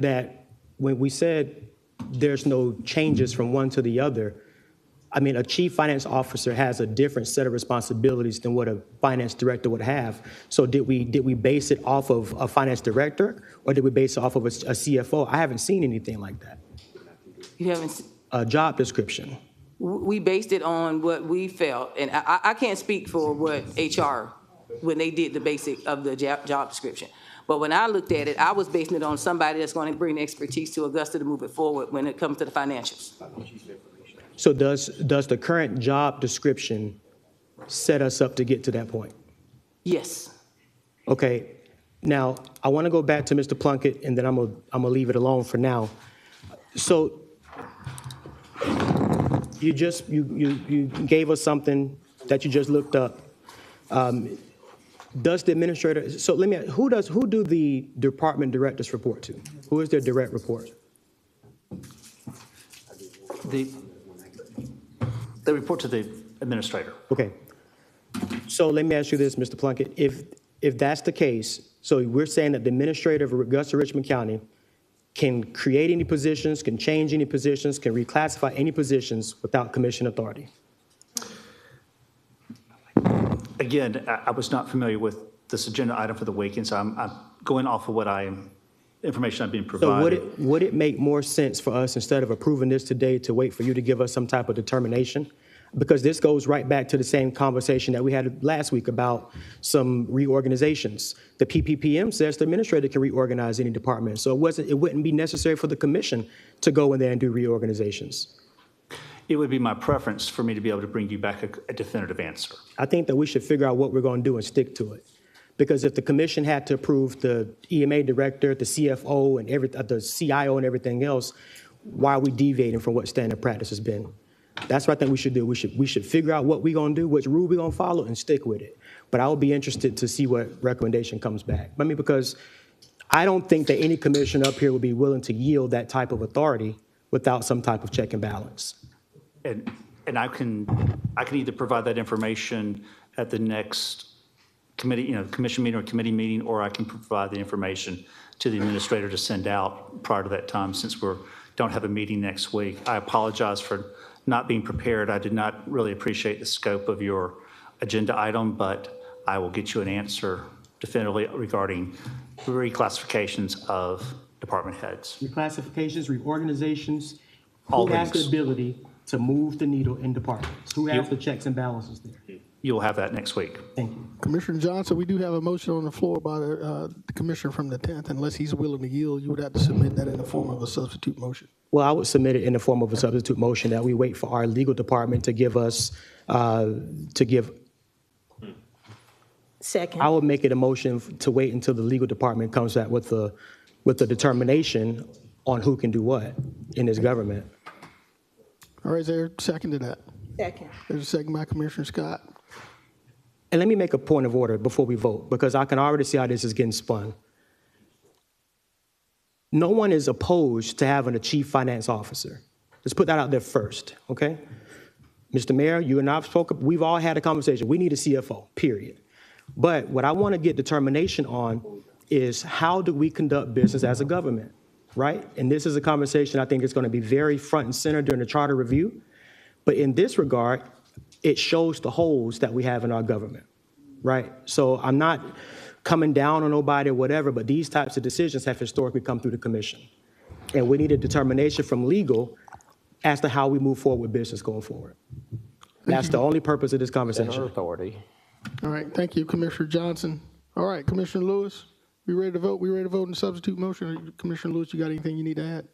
Yeah, Mr. Mayor, I do have. I just wanted to ask the administrator, when looking at the change of finance director to CFO, so what happens now under the CFO structure? Do you have a finance director as opposed to a deputy? How does that go?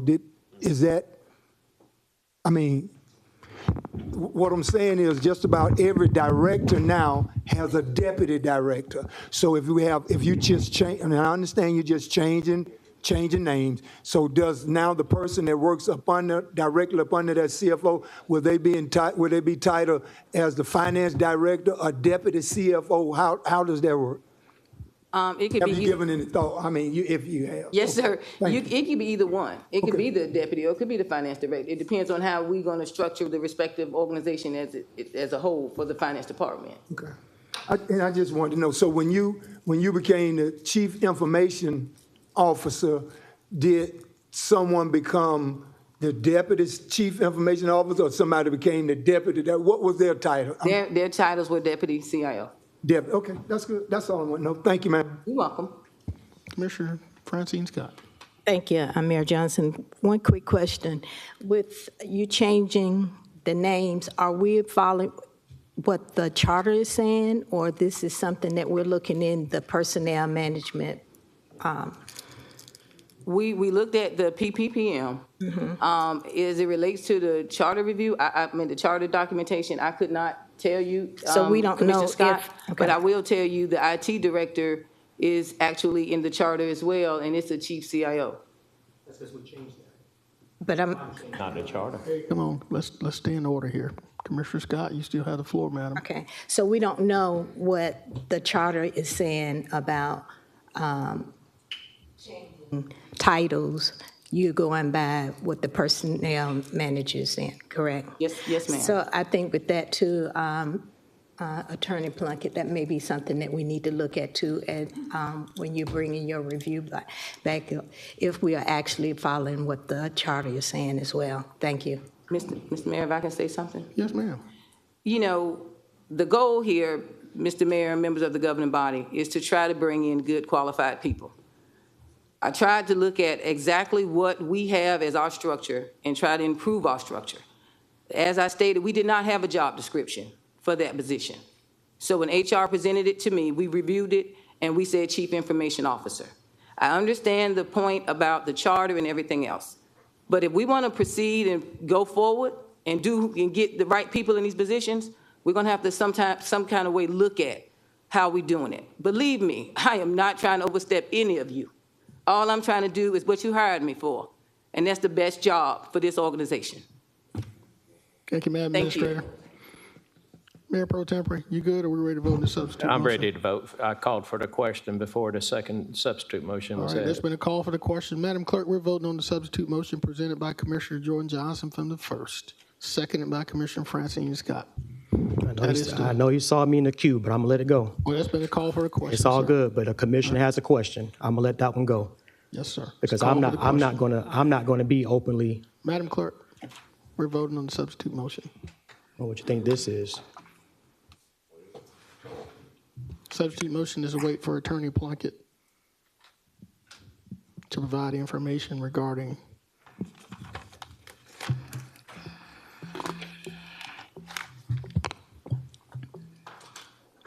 That motion fails 4-6-1.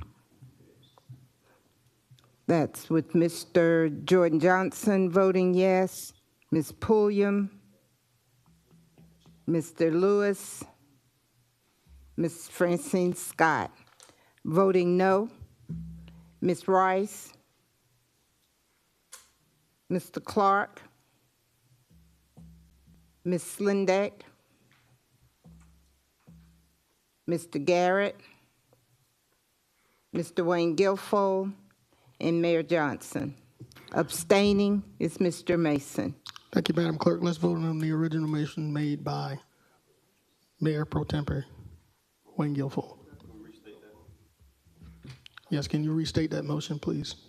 It is to post the position as a CFO. Thank you, Madam Clerk. We're voting.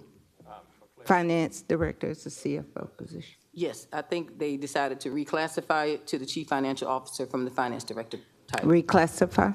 Just make sure we do it right, so it doesn't come back up. It's in the PPPM, she has no authority. Okay. We're voting, Mr. Mayor? Yes, ma'am, we're voting.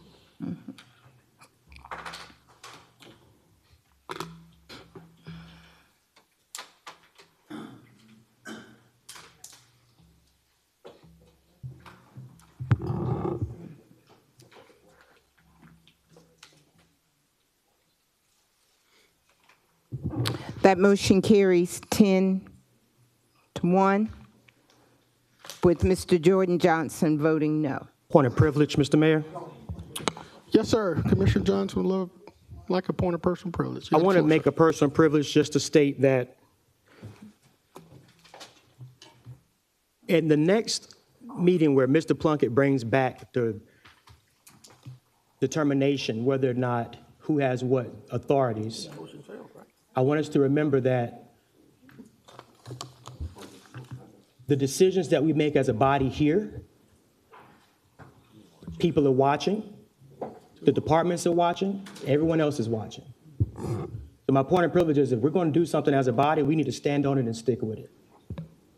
And with that being said, next week or whenever you bring it back, I hope it's something that we can talk about in a stint on the floor, because we're already having conversations about reorganizations and everything else. Why are we having that conversation if in fact we don't have to?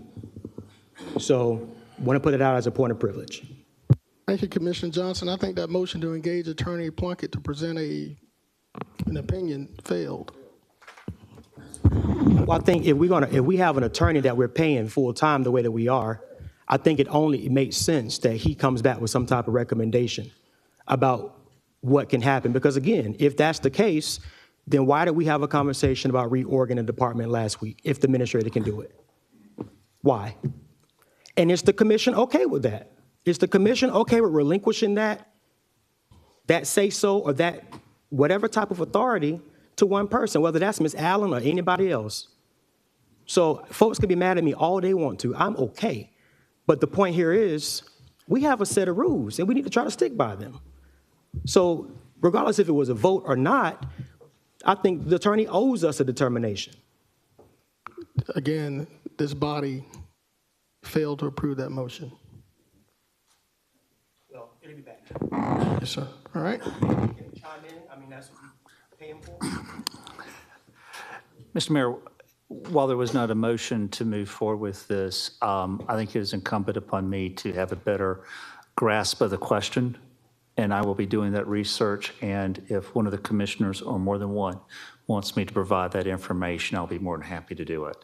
But in light of the fact that I was not able to respond completely today, I will take that on myself, and I will have that information readily available in my memory from now on. Okay? Thank you, Attorney Plunkett. All right, Madam Clerk, let's move on. Oh, I'm sorry, Commissioner Clark from the 5th. Mr. Mayor, I'd like to do a public point of clarification. I know we moved on from this, but I'm always of a mindset of clarifying when I've erred or had a point of confusion. For item number 11, for the contract. I voted no, not to extend the contract, not for the sake of not extending it.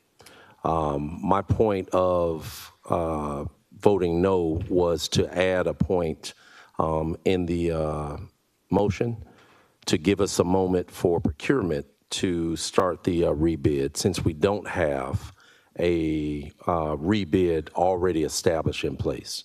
The previous contract stated that there was a 5-year rebid renewal, and that's what we're following through. But I just wanted to make sure, for the record, and publicly clarify my stance on what it was. It did pass. ESG does have the renewal to move forward. We thank you all for the continued partnership. But I'd like to give that public clarification for everyone involved. Director Bynes, I appreciate you and your due diligence. Looking forward to us cleaning up the EPA standards as well, which I know you guys will. But again, because there was a call for question, because there was a previous substitution at the time, I could not add anything else. But again, my intent was to go with the 5 years, but I just wanted that for the record and publicly stated clearly what my intent was. Thank you. Thank you, Commissioner Clark. Madam Clerk, let's move on to number 26, and I think we have one more addendum item after then. We've got a couple more items here. Number 26, Madam. Item 26, a motion to approve the tentative schedule for SPLOST 9 and authorize the mayor to call a meeting with Hepzibah and Blythe to discuss the intergovernmental agreement for distribution of SPLOST 9 proceeds.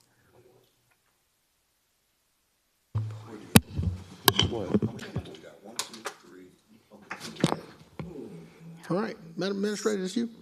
Oh, yes, sir. I think someone actually pulled the item, but I just wanted to. Mr. Johnson. Okay, I just wanted to bring this to your attention so we can go ahead and start with SPLOST 9 and wrap that up. And I'll also bring to your attention that there is, when we set this up, there is actually some legislation going on currently that may modify some of these dates. So I just wanted to bring it to your attention, and we also have this as tentative. So I just wanted to let you know and get your approval for us to go ahead and proceed with the actual order of business that we need to do to get SPLOST 9 taken care of. All right, there's a motion to approve. Is there a second? Second by Commissioner Rice. I heard her chime in first. Madam Clerk, we're voting.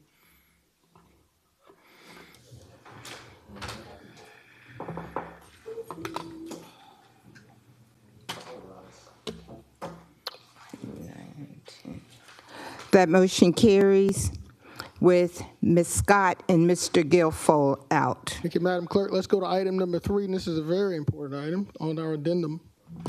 Item 3, a motion to approve funding not to exceed $381,000 for the senior nutrition program until June 30th, 2025.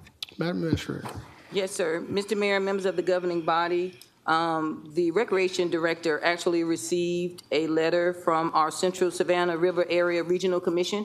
They're the body that takes care of our funding, grant funding for our respective seniors and the seniors plan, feeding plan, nutrition plan, thank you. For the nutrition plan, we have received notice that due to the things that are going on in Washington right now, that we would have to, there's been a freeze on some of the actual funding that's going to be allotted. So what we're asking, so that our seniors would not suffer from not having a nutrition program, is for us to continue with funding the nutrition program until all of the respective funds are hopefully released from the federal government, and to do it until June 30th, 2025, to give us some opportunity to come back with any respective recommendations we'll have to do and or any respective notifications in regards to keeping our seniors taken care of. Motion to approve. All right, there's a motion to approve. Well, it was on the consent. It's on the consent? Oh, I'm sorry. Yeah, she was just. This is information. I also had to let you know that it was coming from contingency. Yeah, she So I wanted had to to make get your approval comments. for it to come from contingency. Right. All right. Without objection. Hearing no objection, is done. All right, Attorney Plunkett. Mr. Mayor, despite the date being April Fool's Day, I would ask that we go into legal session to discuss pending and potential litigation, personnel, and real estate matters and I hope it'll be a very short meeting on April Fool's Day. Very good. Can I receive a motion, please? Motion Okay, by. who was that? All Mr. right. Mason? Wait a minute, who's the motion? Who made the motion? Motion made by Clark, he said. Clark, seconded And by Mr. Commissioner Garrett. Garrett. Come on, guys, let's vote. Let's vote so we can go. Hey, sir, we're still in session here, Mr. Gallup. Mr. Gallup, we're still in session. Mr. Gallup, give us 1 sec. We're still in session. Thank you so much. Vote yes, sir.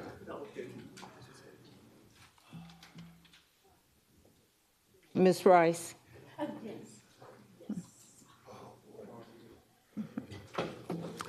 That motion carries 9-1 with Mr. Mason voting no and Mr. Guilfoyle out. Thank you. But I'm gonna go anyway. You ready to go, brother? We're now suspended to executive session. Thank you. But yeah, I'm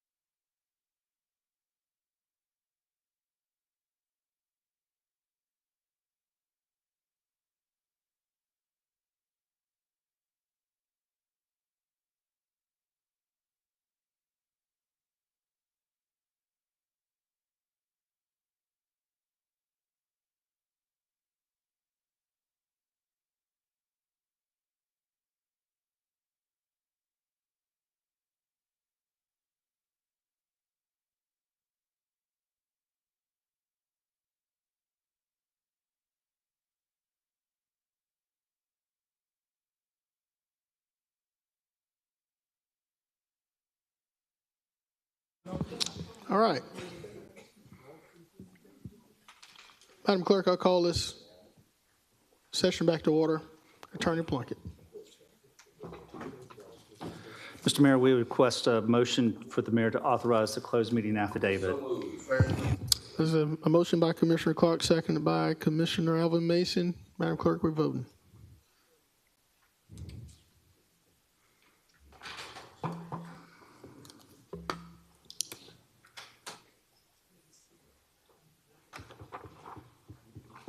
Ms. Lindeck and Ms. Rice.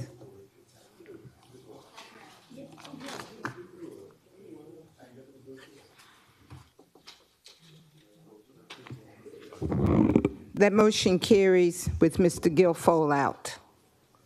Thank you, Madam Clerk. Attorney Plunkett, are there any motions as a result of our executive session? There is, Mr. Mayor. We would make a motion, we would request a motion for the Augusta to deliver the United States Treasury unused emergency assistance funds and expenses totaling $6,542,779.64. This is for emergency rental assistance. Is there a motion? Motion is made by Commissioner Clark. Is there a second? Second by Commissioner Garrett. Madam Clerk, we're voting.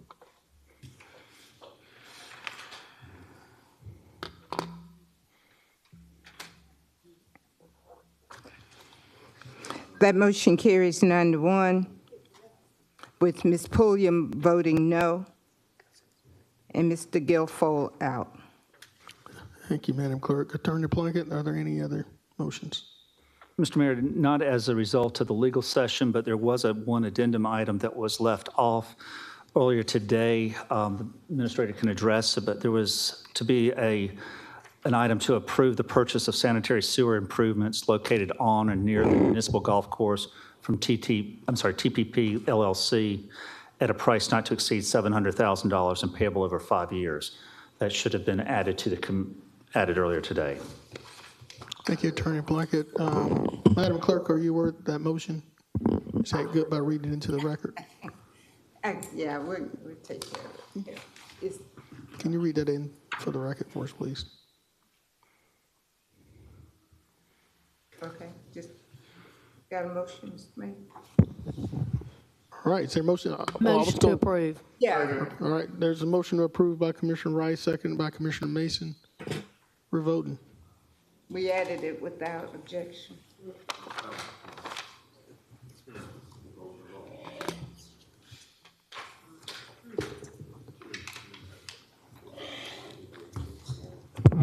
It's unanimous. Thank you. Attorney Plunkett, does that conclude the motions? I know of nothing else. Thank you, sir. This meeting is hereby adjourned. Thank you.